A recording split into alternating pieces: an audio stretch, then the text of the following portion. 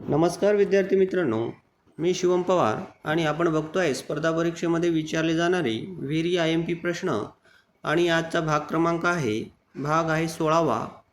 याआधी आपले एकूण 15 भाग झाले आहे मित्रो आणि ते सर्व आपल्या चॅनलला अवेलेबल आहे, तेव्हा तुम्ही त्यांचा पुरेपूर वापर करून स्वतःचा फायदा करून घेऊ शकता। बघा मित्रो, हा जर व्हिडिओ तुम्हाला आवडला तर आपल्या विद्यार्थी मित्रांपर्यंत व्हिडिओला शेअर करा आणि व्हिडिओला लाईक करा आणि येणाऱ्या व्हिडिओसाठी आपल्या चॅनलला सबस्क्राईब करून ठेवा, जेणेकरून तुमचा इथे अजून फायदा होईल। बघा मित्रो, इथे आपण नाही का प्रत्येक सब्जेक्टचा किंवा प्रत्येक विषयातला दोन तीन प्रश्न आपण कव्हर करण्याचा प्रयत्न केला आहे। मग ते इतिहास असो, भूगोल असो, विज्ञान असो की आपली राज्यघटना ज्याला आपण पॉलिटी म्हणतो, इकॉनॉमिक्स, अर्थशास्त्र, मॅथ, रिझनिंग 1, 2, 2, 3 असे क्वेश्चन आपण डेली घेतो आहे। तेव्हा आणि आपला व्हिडिओ जास्त मोठा पण नसतो, 20-25 मिनिटाचा, आणि त्यामध्ये जर 15 क्वेश्चन आपले डेली कव्हर करत असलो तर आपला किती सराव होणार हे आपण स्वतःच ठरवू शकतो मित्रो। तेव्हा इग्नोर नका करू आपल्या व्हिडिओला आणि नक्की यांना रोज भेट देत जा आणि रोजचे रोज 15 क्वेश्चन काही जास्त नाही आहे आणि डोळ्या काढून जरी गेले तरी खूप मोठा अभ्यासाला फायदा होतो। तेव्हा मित्रो, आज आपण बघूया आजचा पहिला प्रश्न क्रमांक 1। ब्लूमबर्ग बिलियनर इंडेक्सनुसार जगातील सर्वात श्रीमंत व्यक्ती कोण ठरले आहे? पर्याय क्रमांक 1 आहे मार्क झुकरबर्ग, पर्याय क्रमांक 2 आहे एलन मस्क, पर्याय क्रमांक 3 आहे जेफ बेझोस आणि पर्याय क्रमांक 4 आहे मुकेश अंबानी। बघा, ब्लूमबर्ग बिलियनर्स इंडेक्सनुसार जगातील सर्वात श्रीमंत व्यक्ती कोण, तर त्याचं योग्य उत्तर होला पर्याय क्रमांक 2 एलन मस्क। एलन मस्क हे टेस्ला कंपनीचे संस्थापक आहे, मालक आहे, हे आपल्या सर्वांना माहीत आहे आणि ते जगातून सर्वात श्रीमंत व्यक्ती ठरले आहे आणि यांची संपत्ती आहे 268 बिलियन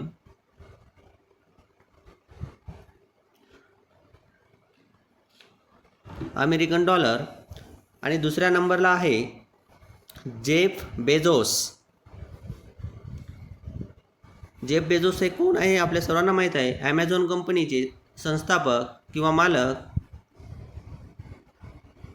आणि यांची संपत्ती आहे 232 बिलियन अमेरिकन डॉलर। आणि तिसरे ठरले आहे मार्क झुकरबर्ग सहसंस्थापक आहे मेटामध्येच फेसबुक, व्हॉट्सअप, त्याचे सहसंस्थापक मार्क झुकरबर्ग असून त्यांची संपत्ती आहे 200 बिलियन आणि ते जगातून तिसऱ्या क्रमांकावर आहे। ठीक आहे, आणि भारतातून पहिले म्हटलं तर ते होतील आपले रिलायन्स फाउंडेशनचे अध्यक्ष मुकेश अंबानी आणि त्यांची संपत्ती किती आहे तर 135 बिलियन अमेरिकन डॉलर। प्रश्न क्रमांक 2 बघा, नद्या व त्यावरील धबधबे यांच्या जोड्या जुळवा। बघा, नर्मदा नदी मध्य प्रदेश, त्यावर असलेला धबधबा कोणता आहे तर तो होणार मंधार, पर्याय क्रमांक 4 म्हणजेच अला येणार 4।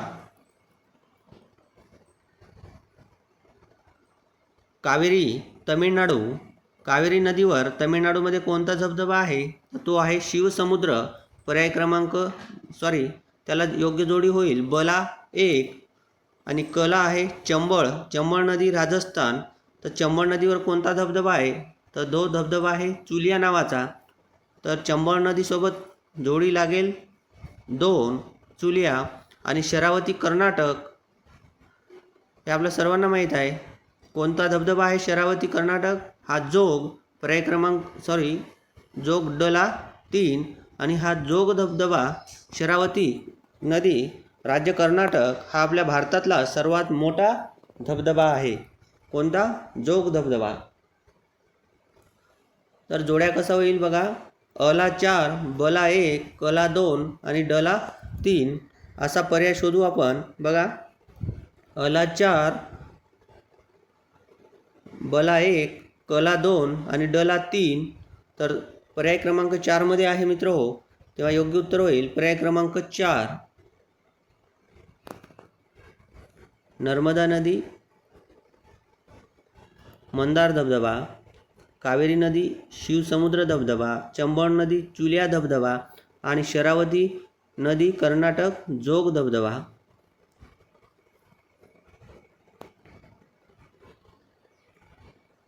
प्रश्न क्रमांक 3 शिवरामन समितीच्या शिफारशीनुसार नाबार्ड बँकेची स्थापना कधी करण्यात आली? पर्याय क्रमांक 1 आहे 12 एप्रिल 1975. पर्याय क्रमांक 2 आहे 19 जुलै 1969. पर्याय क्रमांक 3 12 जुलै 1982 आणि पर्याय क्रमांक 4 आहे 12 एप्रिल 1991. तर शिवरामन समितीच्या शिफारशीनुसार नाबार्ड बँकेची स्थापना कधी करण्यात आली? तर तारीख होईल 12 जुलै 1982. पर्याय क्रमांक 3.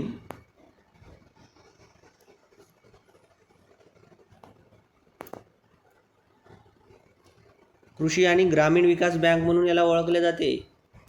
आणि आपल्याला प्रश्न पण येऊ शकतो कृषी आणि ग्रामीण विकासासाठी शिखर बँक कोणती? तर ती होणार नाबार्ड.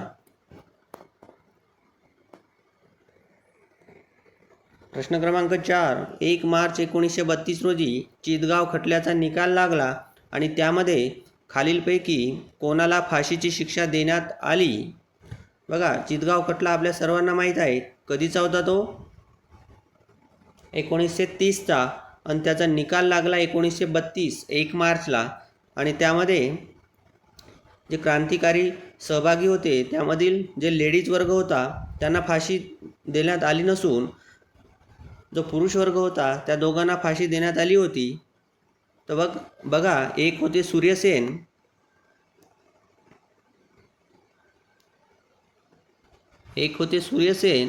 व दुसरे पुरुष म्हणून ते होते तारकेश्वर दस्तीदार. पर्याय क्रमांक 3 या दोघांना फाशीची शिक्षा देण्यात आली होती. मित्रहो कल्पना दत्त, प्रीतिलता वड्डेदार, अंबिका चक्रवर्ती या तीनही हे महिला असल्यामुळे त्यांना फाशीपासून म्हणजे फाशी देण्यात आली नव्हती. फक्त सूर्यसेन आणि तारकेश्वर दस्तीदार या दोघांना फाशीची शिक्षा देण्यात आली होती. प्रश्न क्रमांक 5 बघा देशातील महारत्न कंपन्यांची एकूण संख्या किती?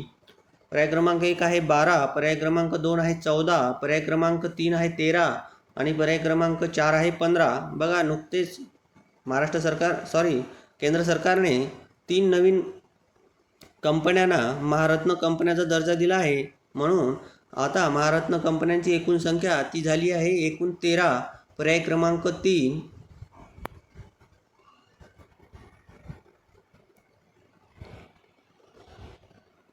प्रश्न क्रमांक 6 बघा चष्म्याचे भिंग रिकामी जागा पासून बनवतात. पर्याय क्रमांक 1 आहे पायरेक्स काच, 2 आहे फ्लिंट काच, पर्याय क्रमांक 3 आहे सामान्य काच आणि पर्याय क्रमांक 4 आहे कोबाल्ट काच. तर चष्म्याचे भिंग कशापासून बनवले जाते मित्रहो ते आपल्या सर्वांना माहीत आहे. पर्याय क्रमांक 2 फ्लिंट काच.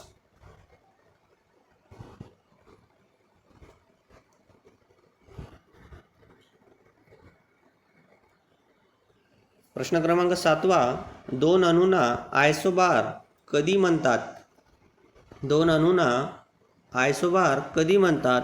पर्याय क्रमांक 1 आहे प्रोटॉनची संख्या दोन्हीमध्ये समान असेल तर. पर्याय क्रमांक 2 आहे न्यूट्रॉनची संख्या दोन्हीमध्ये समान असेल तर. पर्याय क्रमांक 3 आहे इलेक्ट्रॉनची संख्या दोन्हीमध्ये समान असेल तर. पर्याय क्रमांक 4 आहे प्रोटॉन व न्यूट्रॉन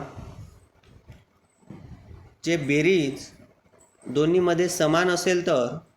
बघा मित्रहो आयसोबार आपण कधी म्हणतो? जर दोन्हीही अणूंचा अणुवस्तुमान काय?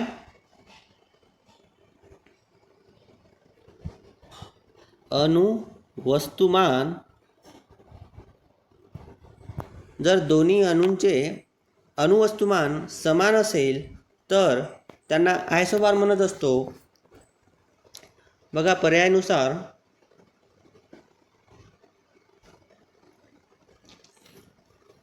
जर आपण बघितलं तर अणुवस्तुमान आपण कसं ठरवत असतो मित्रहो? वस्तुमान काढताना आपण त्या अणूचे प्रोटॉन संख्या प्लस न्यूट्रॉन संख्या यांची बेरीज करून अणुवस्तुमान काढत असतो. म्हणून आपले इथं योग्य उत्तर होईल आयसोबार म्हणजेच अणुवस्तुमान समान असणे. तर अणुवस्तुमान कधी समान असणार? जर प्रोटॉन व न्यूट्रॉनची बेरीज समान असेल. म्हणून पर्याय क्रमांक 4 इथे योग्य ठरणार. प्रश्न क्रमांक 8, सती प्रतिबंधक कायदा कधी करण्यात आला? प्रतिबंधक म्हणजे प्रतिबंध कायदा आहे तो. प्रतिबंध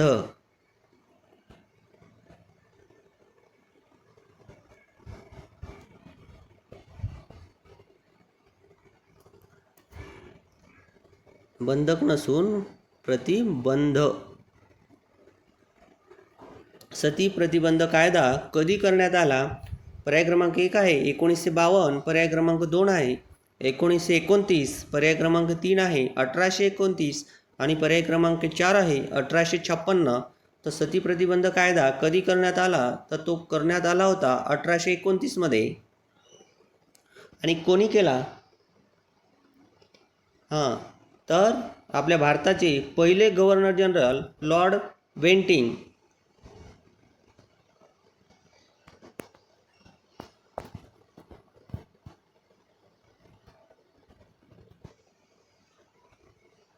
आणि या लॉर्ड बेंटिंककडे यांना सपोर्ट करणारे भारतीय समाज कार्यातले समाजसुधारक कोण होते? तर मुख्य 2 होते मित्र हो. एक होते बांगलादेशमधून राजा राममोहन राय आणि मुंबई प्रांतातून होते नाना शंकर शेठ मुंबईचे. आणि या दोघांनी साईन केली होती. तेव्हा लॉर्ड बेंटिंकने 1829 मध्ये सती प्रतिबंध. बघा मित्र हो, पर्याय क्रमांक 4 आहे 1856. 1856 मध्ये काय घडलं होतं? तेव्हा गव्हर्नर जनरल होते लॉर्ड डलहौसी आणि त्यांनी विधवा पुनर्विवाह कायदा संपन्न केला होता. कोणी? लॉर्ड डलहौसीनी. कोणता? विधवा पुनर्विवाह कायदा. विधवा पुनर्विवाह कायदा 1956. प्रश्न येऊ शकतो मित्र हो, विधवा पुनर्विवाह कायदा कधी संमत झाला? तर तो झाला 1856. प्रश्न क्रमांक 9 बघा. शाकिल अल हसन या खेळाडूने आंतरराष्ट्रीय T20 क्रिकेटमधून निवृत्ती घेतली असून तो कोणत्या देशाचा आहे? T20 क्रिकेटमधून निवृत्ती घेतली असून तो कोणत्या देशाचा आहे? कोण? शाकिल अल हसन. तर हा खेळाडू मित्र आपल्या सर्वांना माहीत आहे, तो आहे बांगलादेशचा. पर्याय क्रमांक 1. आणि त्याने नुकतेच आंतरराष्ट्रीय T20 क्रिकेटमधून निवृत्ती घोषित केली आहे. प्रश्न क्रमांक 10 बघा. जर लोकसभा अध्यक्ष हजर नसतील तर लोकसभा व राज्यसभेच्या संयुक्त बैठकीचे अध्यक्षस्थान कोण भूषवतात? बघा आपल्या सर्वांना माहीत आहे, एखाद्या बिलावरून समजा राज्यसभा आणि लोकसभामध्ये वाद होत असेल तर राष्ट्रपती राज्यसभा लोकसभा यांची संयुक्त बैठक बोलावतात आणि त्या संयुक्त बैठकीचे अध्यक्षस्थान हे लोकसभा अध्यक्ष भूषवतात, हे आपल्याला माहीत आहे. पण लोकसभा अध्यक्ष जर हजर नसतील तर मात्र त्या संयुक्त बैठकीचे अध्यक्षस्थान कोण भूषवतील? तर पर्याय क्रमांक 1 आहे राज्यसभेचे सभापती, पर्याय क्रमांक 2 आहे लोकसभेचे उपाध्यक्ष, पर्याय क्रमांक 3 आहे राज्यसभेचे उपसभापती आणि पर्याय क्रमांक 4 आहे राष्ट्रपती सर्व सदस्यातून ज्येष्ठ सदस्य निवडतील ते सदस्य. तर बघा मित्रहो, जर लोकसभेचे अध्यक्ष गैरहजर असतील किंवा हजर नसतील तर लोकसभेचे उपाध्यक्ष हे अध्यक्षस्थान भूषवतात. म्हणजे पर्याय क्रमांक 2 इथे योग्य होईल. बघा मित्रहो, राज्यसभेचे सभापती संयुक्त बैठकीमध्ये सदस्यत्व त्यांना प्राप्त नसल्यामुळे ते हजर नसतात तेव्हा राज्यसभेचे सभापती आन्सर येणारच नाही, म्हणजे पर्याय क्रमांक 1 इथे गेला आपला. आणि पर्याय क्रमांक 3 कधी येणार? राज्यसभेचे उपसभापती जर लोकसभेचा अध्यक्ष आणि उपाध्यक्ष दोघेही गैरहजर असतील तर मात्र मग राज्यसभेचे उपसभापती यांना अध्यक्षस्थान भूषवता येतं. परंतु एखाद्या वेळेस लोकसभेचा अध्यक्ष, लोकसभेचा उपाध्यक्ष आणि राज्यसभेचा उपसभापती हे तिघंही गैरहजर असतील तर मात्र राष्ट्रपती त्या सभेतील जे ज्येष्ठ नागरिक किंवा ज्येष्ठ सदस्य असतो त्यांना अध्यक्षपद म्हणून पद सांभाळण्यास भाग पाडू शकतात. हे तिघंही जर गैरहजर असतील तर मात्र त्या सदनमधून जो ज्येष्ठ असेल वयाने म्हणा किंवा अनुभवाने, त्यांच्या नावाची घोषणा राष्ट्रपती अध्यक्ष म्हणून त्या संयुक्त बैठकीपुरते करू शकतात. तेव्हा इथे आपलं योग्य उत्तर होईल पर्याय क्रमांक 2 लोकसभेचे उपाध्यक्ष.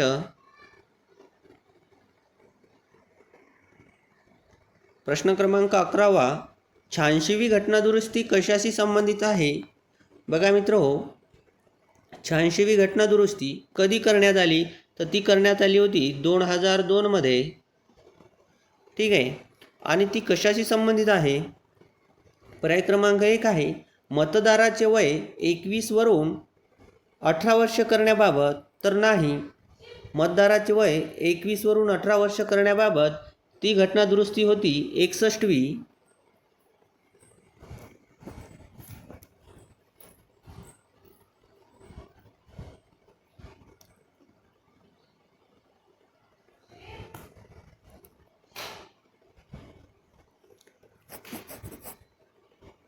एकसष्टवी घटनादुरुस्ती होती. मतदानाचे वय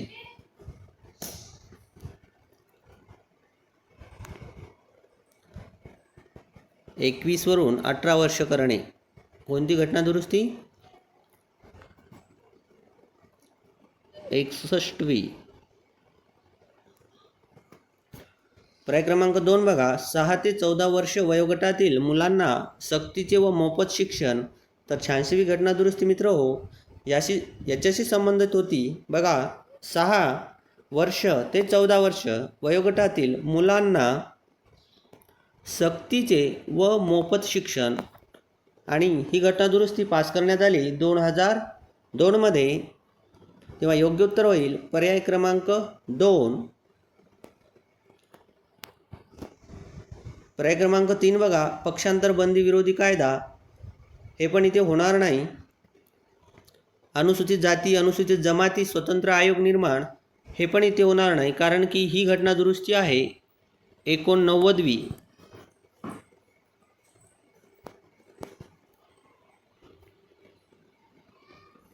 घटनादुरुस्तीनुसार SC/STच्या आयोगाची स्थापना स्वतंत्र करण्यात आली होती. आपण मागच्या व्हिडिओमध्ये बघितलं आहे. पण 86वी घटनादुरुस्ती कशाशी संबंधित होती? तर ती होती 6 ते 14 वर्ष वयोगटातील मुलांना सक्तीचे व मोफत शिक्षण. आणि त्यानुसार संविधानामध्ये काही दुरुस्त्या करण्यात आल्या होत्या. त्या दुरुस्त्या बघा, मूलभूत हक्कामध्ये पण दुरुस्त्या झाल्या आहे, मूलभूत कर्तव्यामध्ये दुरुस्त्या झाल्या आहेत, पुन्हा मार्गदर्शक तत्त्वामध्ये पण दुरुस्ती झाल्या आहे. तर बघा, ते कलम होते बघा. मूलभूत हक्काचा विचार केला तर कलम 21 ॲड करण्यात आले होते. आणि त्यानुसार मुलांना म्हणजे 6 ते 14 वर्ष वयोगटातील मुलांना कोणता हक्क देण्यात आला होता? तर त्यांचं शिक्षण हे सक्तीचे व मोफत होणार. आणि मूलभूत कर्तव्यांमध्ये 51 मध्ये जे मूलभूत कर्तव्य दिले आहे मित्र, पहिले 10 कर्तव्य होते. 11वं कर्तव्य हे पालकांसाठी होतं की ते आपल्या मुलांना 6 ते 14 वर्ष वयोगटापर्यंत शिक्षण देतील. हे कर्तव्य म्हणून पण ॲड करण्यात आले होते कलम 51 मध्ये 11वे कर्तव्य. आणि मार्गदर्शक तत्त्वेमध्ये कलम 45 याच्यामध्ये पण दुरुस्ती करण्यात आली आहे. तेव्हा इथे योग्य उत्तर होईल पर्याय क्रमांक 2. प्रश्न क्रमांक 12 बघा, एका पुस्तकाचा 60% भाग व 15 पाने वाचून झाल्यावर 125 पाने वाचणे शिल्लक राहिले तर पुस्तकात एकूण पाने किती? बघा मित्र, एक पुस्तक आहे, त्याचा 60% भाग वाचून झाला आहे. किती टक्के भाग वाचून झाले? 60% प्लस 15 पाने. ठीक आहे. आणि एवढे झाल्यानंतर पण 125 पाने शिल्लक आहे. बघा, आपण असं समजूया फक्त त्यांनी 60%च पानं वाचलीत. ठीक आहे. मग शिल्लक किती राहिले असते? 125 आणि हे 15 म्हणजेच 140. जर त्याने फक्त 60%च पानं वाचले असते तर उरलेले 40% म्हणजेच 140 पाने शिल्लक राहिली असती. आता ही 140 किती आहे? 40%. म्हणजेच जर 40% 140 होतात तर 100% किती होतील?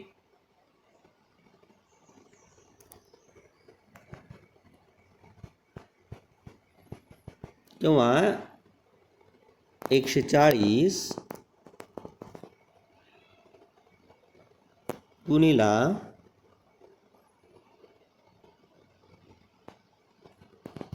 100. बघा 0 0 1 1 1 0 कॅन्सल होईल. इथे पण 1 0 कॅन्सल होणार. म्हणजेच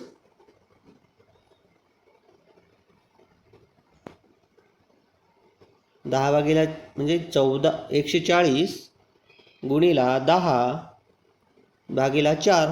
बघा 2ने 140ला भागू ते होतील 70 आणि 10ला 2ने भागू ते होतील 5 आणि 7 5 35 1 0 350.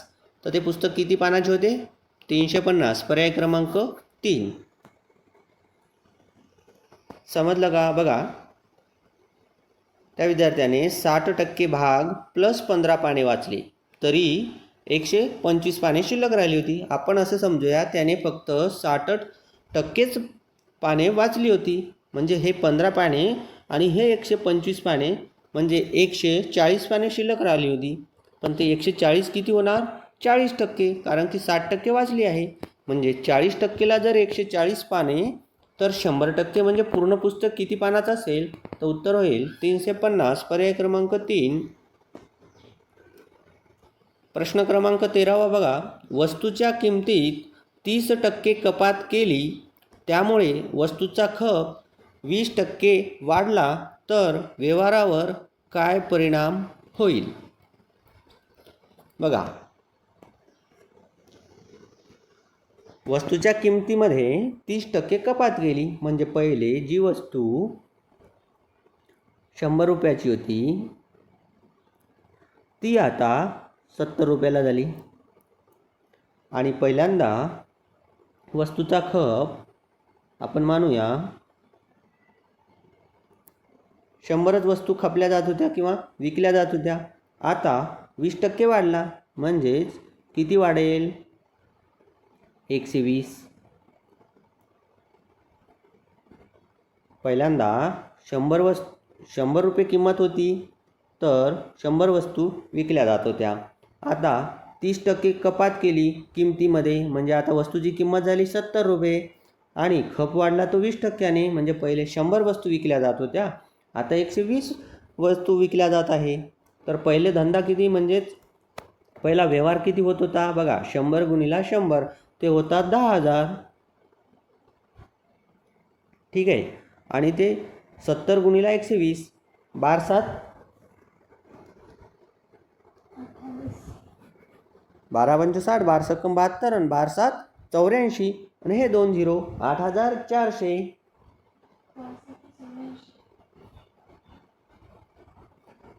म्हणजेच बघा 2 शून्य जर आपण इथे कॅन्सल केले तर पहिले जो 100चा व्यवहार होत होता तो आता 84चाच होतो आहे. म्हणजे इथे 16%ची काय झाली आहे मित्र? घट झाली आहे. वाढ झाली आहे का? नाही. 16% घटला आहे व्यवहार. तेव्हा पर्याय क्रमांक किती योग्य होईल? पर्याय क्रमांक 4. 16% घट. प्रश्न क्रमांक 14 बघा. 2 भांड्यात दूध व पाणी यांचे गुणोत्तर 1:2 व 1:3 आहे. दोन्ही मिश्रण एकत्रित केल्यास दूध व पाण्याचे मिश्रणातील गुणोत्तर किती? तर आपण अशा ह्याच्यातनी काय करत असतो मित्र हो, 1 आणि 2ची करतो बेरीज, ती येणार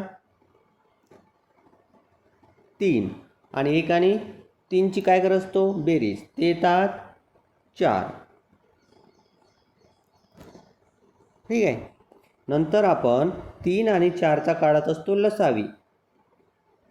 तो लसावी येतो यांचा गुणाकार, म्हणजे तो लसावी किती आला दोघाचा 12. ठीक आहे. मग असं म्हणूया, या पहिल्या प्रमाणामध्ये एकाच 2 आहे ना, तर 3 होतात म्हणजे 12. एकाच 2 म्हणजे असं म्हणूया बघा, 1 होते 4 आणि 1 होते 8. एकाच 2 आले म्हणजे बेरीज झाली 12 बरोबर. बघा 12 आले ना, ह्याची बेरीज आहे 3 भागीला 3 करायचं, तर एका भागाची व्हॅल्यू येणार 4. ठीक आहे. म्हणजे 1 भाग म्हणजे 4 आणि 2 भाग म्हणजे 8. ठीक आहे. सेम इथे यांची बेरीज येत आहे 4, म्हणजे 12ला कितीने भागणार आपण 4ने, उत्तर येणार 3. म्हणजेच 1 भाग म्हणजे 3 आणि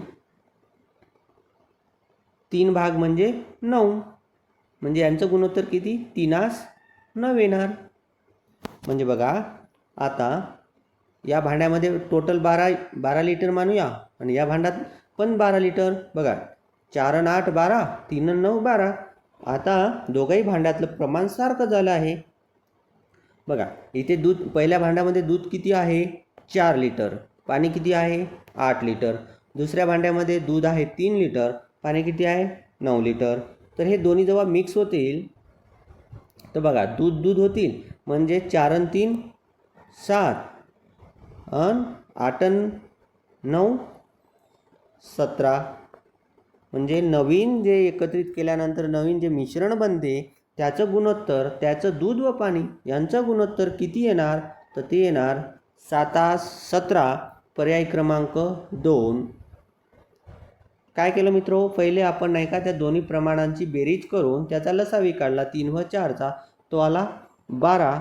12ला पहिल्यांदा 3ने भागितले, म्हणजेच एका पदाचं एका भागाचं आन्सर आलं 4. म्हणून आपण एकाला गुणलं 4ने, ते झाले 4. 2ला गुणले 4ने, ते झाले 8. म्हणजे पहिल्या जे भांडे होते त्यामध्ये गुणोत्तर बनलं आपलं 4:8 आणि दुसऱ्या भांड्यामध्ये गुणोत्तर बनलं 3:9.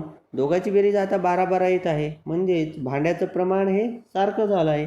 आणि दुधाची बेरीज आणि पाण्याची बेरीज केली तर 4 आणि 3 7 आणि 8 आणि 9 17. तर नवीन मिश्रणाचं दूध व पाणी यांचं गुणोत्तर किती येणार, तर ते येणार 7:17. पर्याय क्रमांक 2. प्रश्न 15 बघा.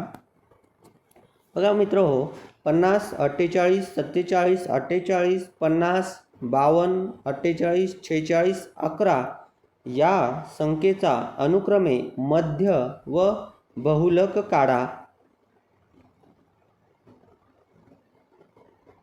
आपण या प्रकाराचा प्रश्न आपण काल बघितला होता मित्र हो, आणि हे प्रश्न TCS नेहमी त्यांच्या एक्झाममध्ये विचारते. येणाऱ्या NTPCच्या ज्या शिफ्ट होतील त्या प्रत्येक शिफ्टमध्ये एक तरी क्वेश्चन तुम्हाला या टाईपवरचा बघायला मिळणारच आहे. IMP करून घ्या, मोस्ट IMP माझ्याकडून. अशी एक अंकमालिका किंवा संख्या मालिका दिलेली असते आणि त्यावरून आपल्याला मध्य काढा, बहुलक काढा आणि मध्य क काढा, या 3 प्रकारचे आपल्याला विचारले जातात. आपण कालच्या प्रश्नामध्ये मध्य क कसा काढायचा तो बघितला आणि या प्रश्नामध्ये आपण मध्य व बहुलक कसे काढतात ते बघूया. बघा मध्य कसं काढतो, मध्य म्हणजे मीन. आणि मीन आपल्या सर्वांना माहीत आहे. काय मीन म्हणजे काय, या सर्व संख्याची करायची बेरीज भागीला टोटल किती संख्या आहे. तर बघा 50 48 47 48 50 52 48 46 11. टोटल संख्या किती झाल्या 1 2 3 4 5 6 7 8 9. किती झाले 9 संख्या. बेरीज किती येत आहे बेरीज करतो म्हणलं तर याची बेरीज होते 400 आणि 400 भागिले 9 ते किती येणार बघा 9 चूक 36 अजून 4 9 चूक 36.44 म्हणजे 44 पॉईंट समथिंग हे काय आलं मध्य आलं मीन आलं 44.44 आणि बहुलक काय असतो तर या संख्या मालिकेमध्ये जी संख्या सर्वात बाकी संख्यापेक्षा जी जास्त वेळा रिपीट झालेली असते त्यालाच बहुलक म्हणायचं आणि त्याला इंग्लिशमध्ये म्हणतात मोल. तर जास्त वेळा रिपीट होणारी संख्या कोणती आहे तर बघा इथे आहे इथे पण 48 आहे इथे पण 48 आहे आणि इथे पण 48 आहे तर बहुलक काय होणार 48. आपण काल बघितलं होतं मित्र हो मध्यक कसा काढायचा मध्यक मीडियन हे झाला मीन मध्य म्हणजे मीन आणि आपण काल जो बघितला होता शेवटचा क्वेश्चन तो होता मीडियन त्याला म्हणतात मध्यक. आपण काल मध्यक काढला इथे आपण मीन आणि मोल म्हणजेच मध्य व बहुलक कसं काढायचं ते शिकलो. म्हणून आपला मीन आला 44.44 आणि मोल म्हणजेच बहुलक आला 48. पर्यायावरून जर आपण बघितलं बघा मित्र हो इथे पर्याय चुकलेले आहे. मोल येणार आपला म्हणजे बहुलक येणार 48 आणि मीन येतो 44.44. जर आपण पर्याय 2 मध्ये इथे 44.44 केले तर आपला आन्सर होणार पर्याय क्रमांक 2 मध्ये झाला 44.44 आणि बहुलक झाला 48. जर आपल्याला इथेच अजून मध्यक म्हणजेच मीडियन विचारलं असतं मध्यक विचारलं असता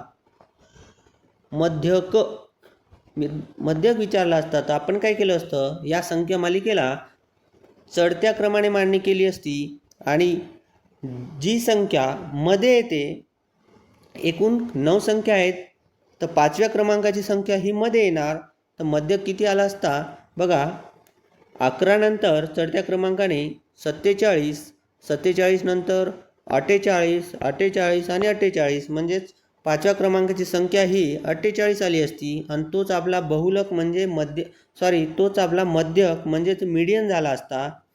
तर आपण इथे तिन्ही प्रकारचे काढले आहे मित्र हो मीन काढला आहे मोल काढला आहे आणि मीडियन पण काढला आहे आणि यावरचे काही क्वेश्चन आपण पुढे अजून बघणार आहोत कारण की 2 महिने कमसे कम TCSची एक्झाम NTPCची होणार नाही तोपर्यंत आपण खूप सारे TCS पॅटर्ननुसार मॅथ व रिजनिंग बघणार आहोत मित्र हो. आणि त्यासाठी तुम्हाला एक काम करायचं आहे आपल्या व्हिडिओला सबस्क्राईब करून ठेवायचं आहे मित्र हो. आणि तुम्हाला याचा प्रत्येक स्पर्धा परीक्षेमध्ये फक्त NTPCमध्येच नव्हे तर प्रत्येक स्पर्धा परीक्षेमध्ये फायदा होईल याची गॅरंटी माझी. तेव्हा मित्र हो इथेच आपले आजचे 15 क्वेश्चन संपलेले आहे. धन्यवाद. थँक्यू.